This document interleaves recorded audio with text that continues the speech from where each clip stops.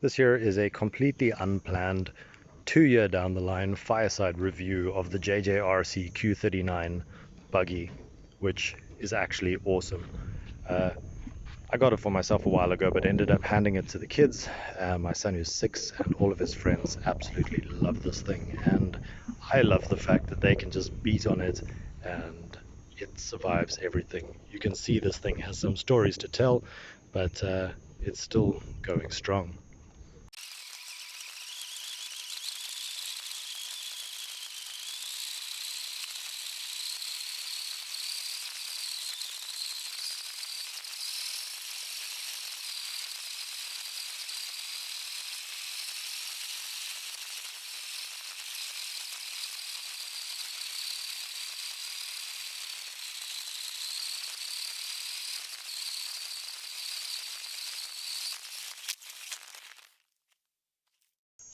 So one of the things I get asked a lot by other parents who see my kids enjoying their RC trucks is, what's the best RC car to get for my kid? And of course they're expecting the stuff from your normal box stores, and we all know that stuff is generally garbage. So you have to explain the whole hobby grade vibe and what's the difference between hobby grade and so on.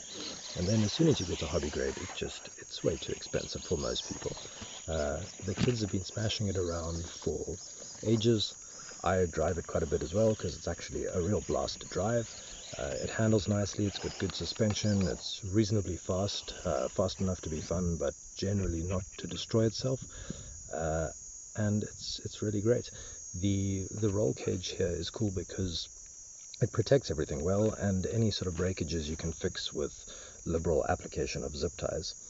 So if you're a parent who's coming in from a non-radio control hobby background, you're probably going to ask, what is hobby grade? And basically, hobby grade means that all of the parts, there's the electronic speed controller, which controls the motor.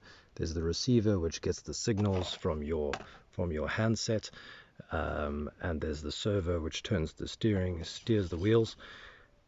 Those items are all standard in hobby grade stuff and allow you to interchange and replace and upgrade and repair very easily, and you don't need to use the exact same things from the manufacturer. And in the stuff from your Walmarts or whatever your local store is, it's just not really possible to repair at all. This guy is almost hobby grade. You can get spare parts for everything, and that's really what counts, and the prices are very decent. Unfortunately, they're not exactly the same as the hobby grade stuff, that the spare parts are not really interchangeable with other vehicles, etc. But what I've ended up doing, and I'll mention that elsewhere, is I've changed all the electronics out to hobby grade stuff. Now, for me, that made sense because I had it available.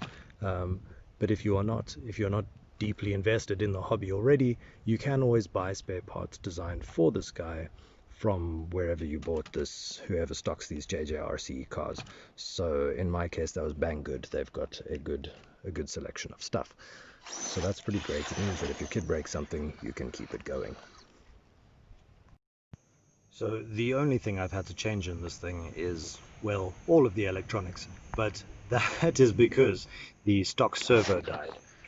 The servo you can see through here is one of these weird 4-wire businesses. I've replaced it with a standard 1/10 scale 3-wire servo, and that has required me to replace the receiver and the ESC, because the stock stuff is all that integrated receiver ESC nonsense.